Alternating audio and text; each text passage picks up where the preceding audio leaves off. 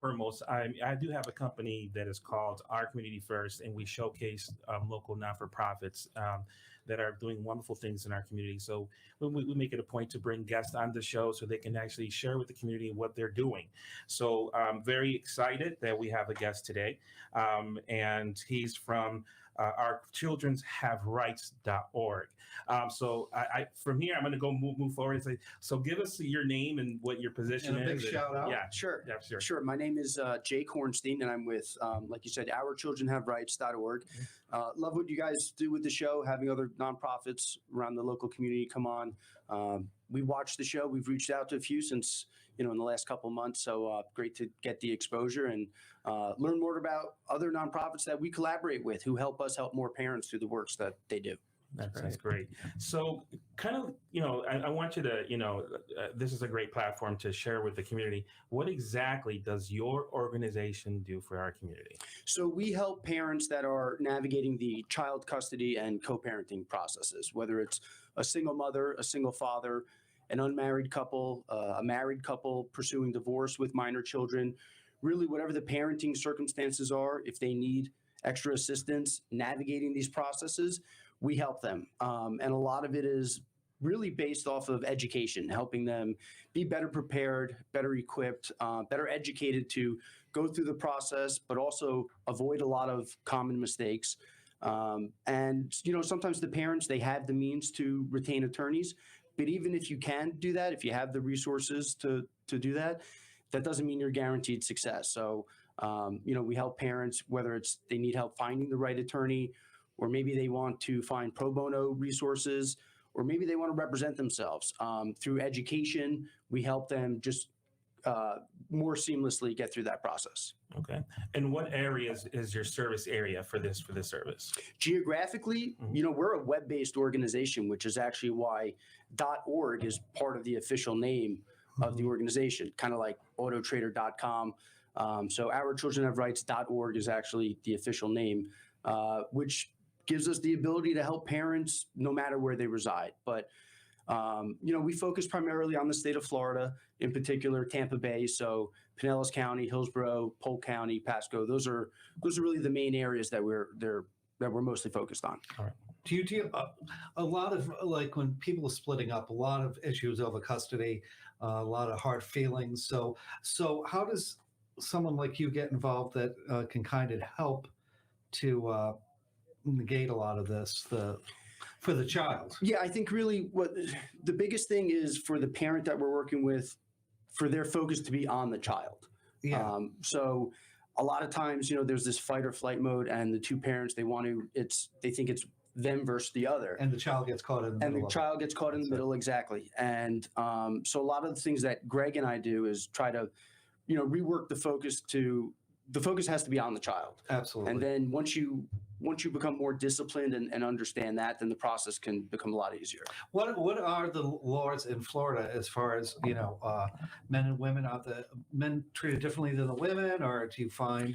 They're actually, one thing that's important to us is not getting involved with legislation necessarily, but knowing what's out there and some other legislative updates. And really the latest one was Florida Governor DeSantis signed a bill into law about a week and a half ago that actually makes it easier for the non-custodial father to have more rights for the child than previously. Because at one time, basically, the mother was, they usually 99% of the time awarded her custody. Yeah, just 75% of the time nationwide. Yeah.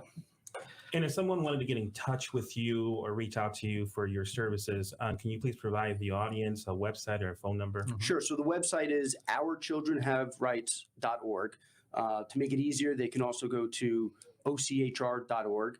And like I said, it's no cost to the families that we help, and anyone can reach out to us. We have a very simple intake form just to give Greg and I a better basic understanding of the circumstances, and we generally reply day of. Greg usually immediately, unless he's currently speaking with a parent. That's so. it. No, I did notice on the website that you're supported by a lot of business owners and other entities in the community. How will they be able to perhaps support your organization? Anything? Sure. Yeah. Yeah. No, donations are critical. It's a nonprofit. We're in our second year of programming. Greg and I, we work pro bono at this point. We believe in what we're doing, and so we have a pathway to one day take salaries. But to date, it's we don't take salaries. But on the website, on the homepage, there is a donation option, and we're looking for individuals really just to get engaged with us. $5 one time, $5 per month. But on the main site, ourchildrenhaverights.org is where people can go to lend some support. Sounds fantastic. So when did you start this with your co-partner? We started this first week of January 2021. Okay, so for a while, what interests you? Why did you want to get into this field? What was It's something calling you? that Greg Hill, he has the lived experience of, at the time, prior to us starting the organization, being an unwed, minority male, non-custodial father Mhm. who had to move to a different state and fight for his rights to gain legal custody of his son.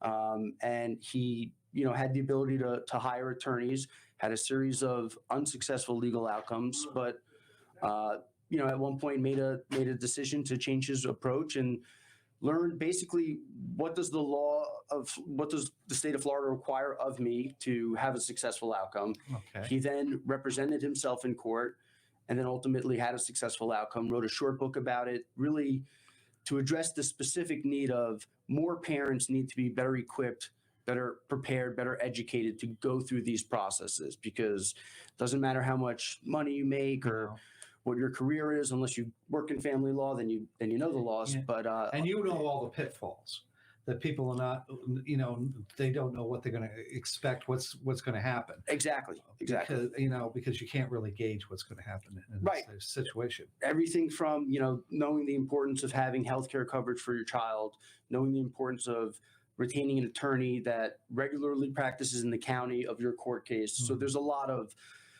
fundamental things that if you haven't gone through this before, and if the attorney doesn't tell you, you're kind of bound to make that mistake. But basically, this is all to do to support the children. Exactly. Exactly. Excellent. Can I ask a question? Of course. I just heard you say that it is important to have an attorney in which the county that you reside in.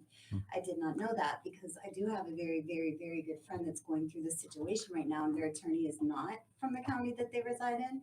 So what is the downfall of that? I would say that for the attorney that regularly practices in the county of the court case, they're familiar with the judges, they're familiar with the clerks. There's, different judges have different decision-making tendencies. Yeah, so they know what to expect from certain judges and not from others. Exactly. And so you're at a disadvantage if the co-parent, let's say it's not amicable and it's highly contested, if the co-parent's attorney does regularly practice in that county, then you're at a disadvantage. And, just a little bit about this organization again and how to reach him. Sure. Again, the organization is ourchildrenhaverights.org, and that's the official name of the nonprofit. That's also the website, ourchildrenhaverights.org, but also ochr.org. Okay. And Angel, would you shout out your organization? Absolutely. So basically, for all the listeners out there, if you have a bump in the road, I mean, we're all going to have it. Doesn't matter what money you're making. If you come across a situation that you become homeless, or you're in need of health care, or you're in need for childcare, you're in need for anything whatsoever, we're here to help you. Go to ourcommunityfirst.com and we'll be able to help you out. Okay, that's